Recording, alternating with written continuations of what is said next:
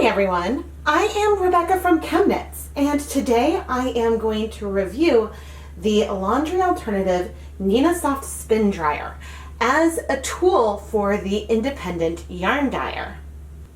I dye a lot of yarn and very frequently have a drying rack full of dripping yarn waiting for it to dry so I can finish filming the end of an episode of Dyepot Weekly. Sometimes I put my yarn or roving through a salad spinner to try to spin out some of that liquid so it will dry faster, maybe drip less, and just overall make my life easier. Laundry Alternative sent me this Nina Soft Spin Dryer for free so that way I could review it and test it out. But this is honestly something that has been on my dream yarn dyeing studio list for a while.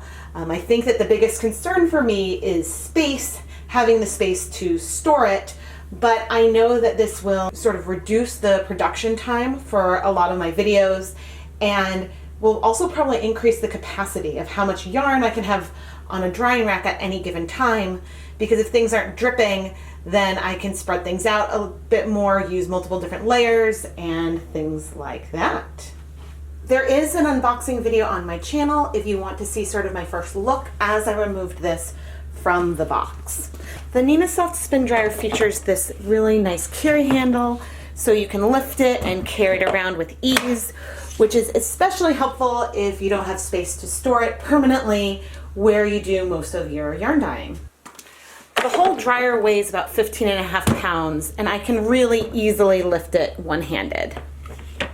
The spin dryer rests on 3 rubber feet, so that way it doesn't scooch around when it's in use. And then right here, there is a spout where the water will come out as it is spinning. So you do need to place a container there so that way you can catch the water that's going to come out. I have only tried this once so far and was really, really impressed. You open it by just sort of pulling this tab to the front.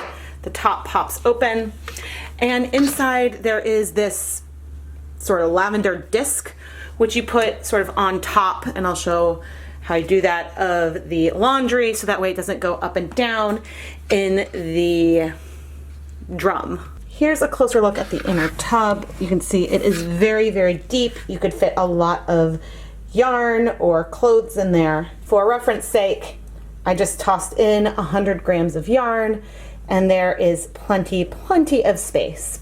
And then if I were to spin this dry, I would just insert in this purple thing on top and sort of make sure that it was above where my yarn was located. There are some handy clips on the back so that way you can store your power cord. Here is some 100% cotton yarn I've been washing.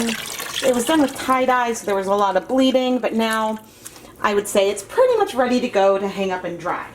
Normally, I would just squeeze this out with my hands, but today, we're gonna try the spin dryer. I made sure that the lid was open when I plugged it in because you don't want it to just start running. And I just removed the yarn. It is still definitely, like, if I squeeze it, water would come out. There is a lot of water in here, and I'm gonna try to gently arrange it around the outside. I wanted to try to arrange it around the outside of the tub so that way it is as balanced as possible. If I were to just plop the yarn in the center and have it be not super balanced, then the spin dryer hops around a little bit, which isn't what you want. Ask me how I know that. All right, now I'm placing in the purple thing, trying to get it relatively flat-ish, but it's definitely not perfectly balanced. Let's see how this works. All right, fingers crossed. My tub at the bottom is definitely not round. That would probably be better, but let's close it up and see what happens.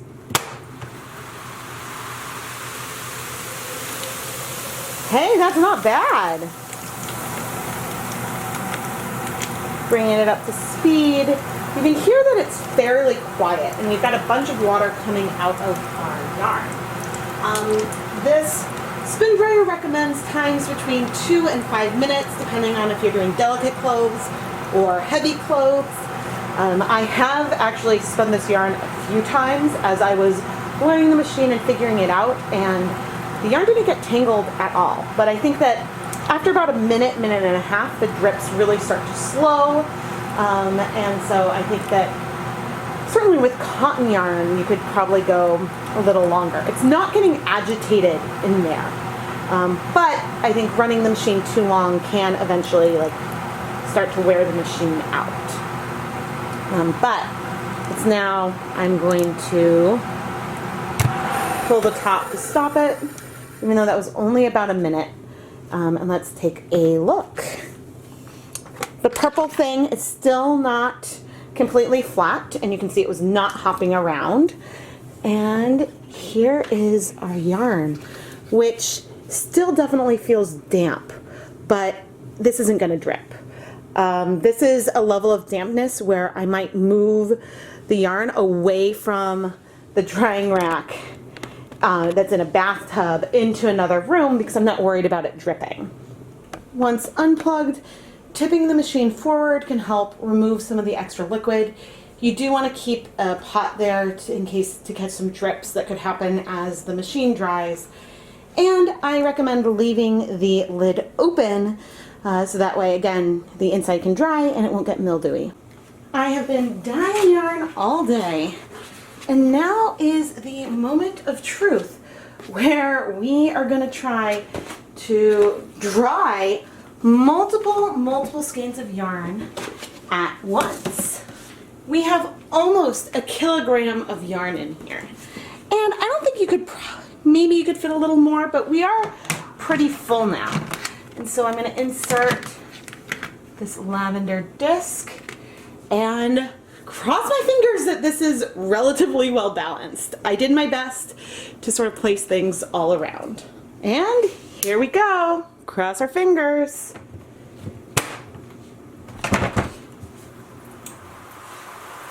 Wow, okay, that wasn't bad. There was one little hop, and whoa, that is a lot of water coming out.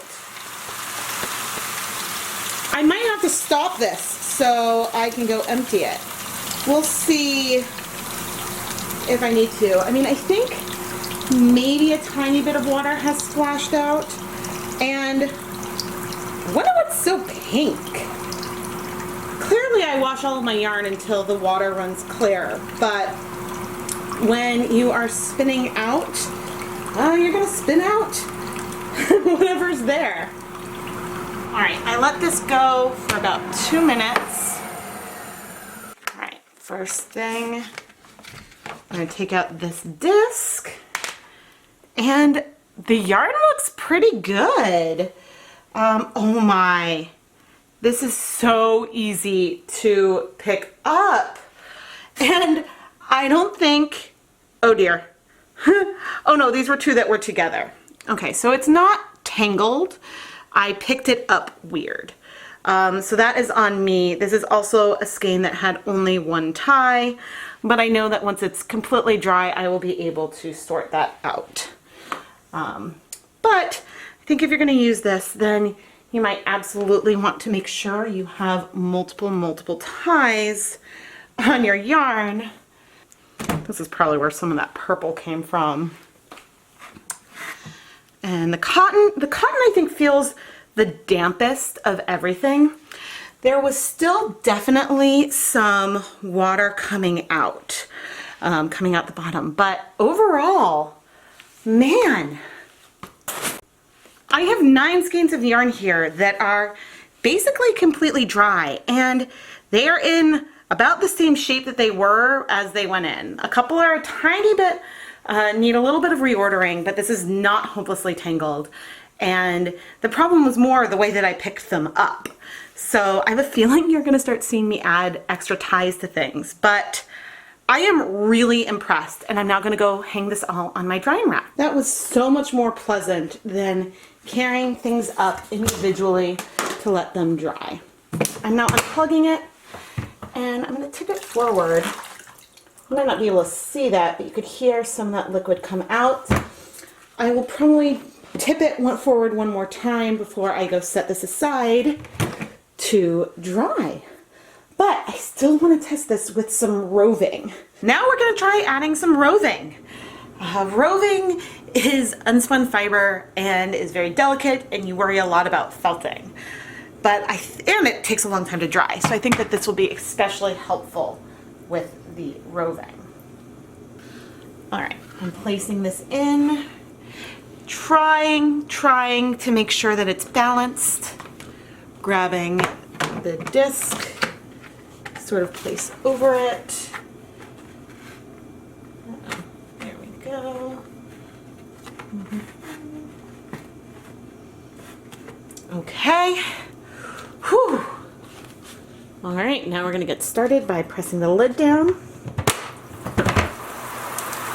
It hopped for a second, but it balances itself really quickly. And wow, look at all that water coming out. I mean, this didn't go in like as wet as it could. I did squeeze out a little bit of the water. And honestly, under normal circumstances, it would have gone up onto my drying rack very much like that. But yeah, now I'm gonna let it spin for a minute or two, and then we'll go in and check the roving. Okay, now the water that comes out is a lot slower. I think I could leave it in for longer, but I am going to pop it open, and now let's go take a look inside. We will remove the disc, and wow, there is our roving around the inside. Oh my gosh. This is awesome. Awesome. The roving feels fluffy already. I'm gonna go hang this to dry. A lot of times when you hand dye roving, it gets really compressed and then comes out looking not very fluffy. But because it's had the water squeezed out of it and it's not drip dry and compressed, it already feels great.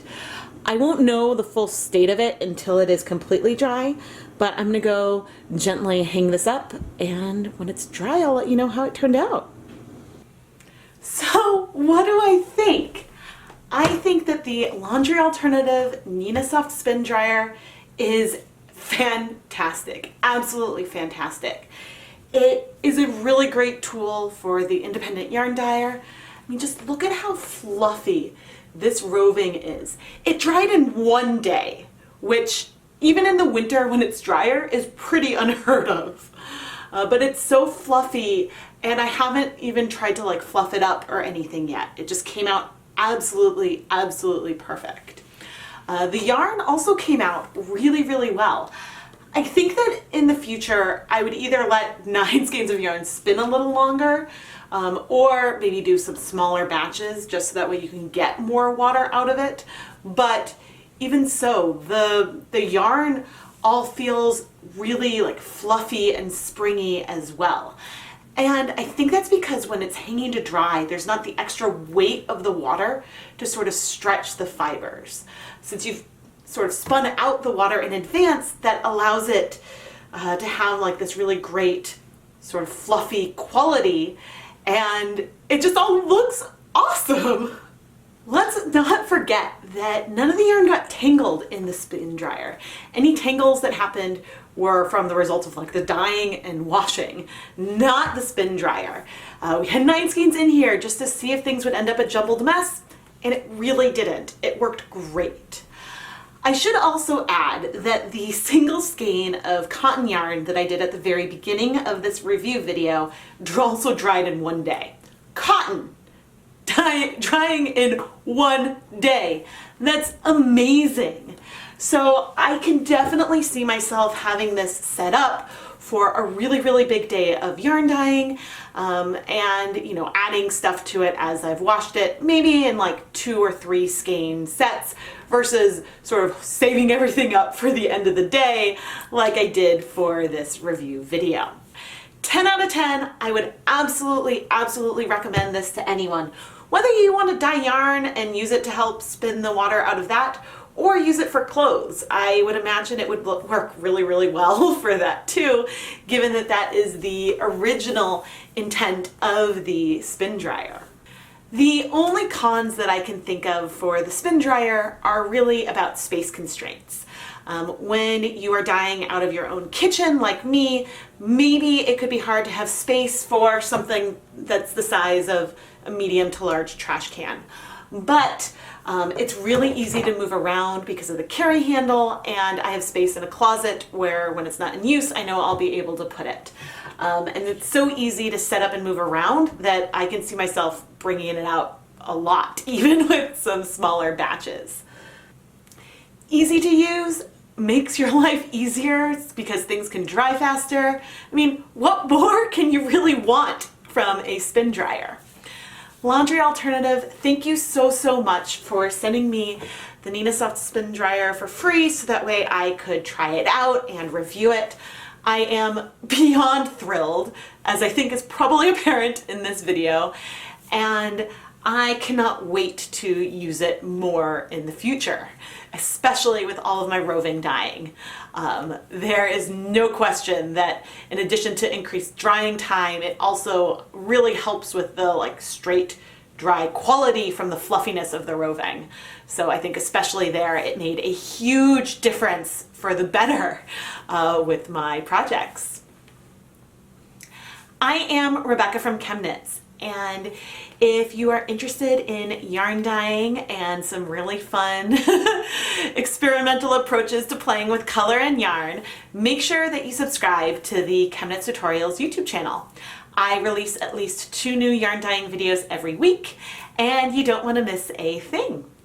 Let me know in the comments what you think about the spin dryer and if you think that it is on your dream list for your yarn dyeing studio. Thank you so much for watching. Bye everyone!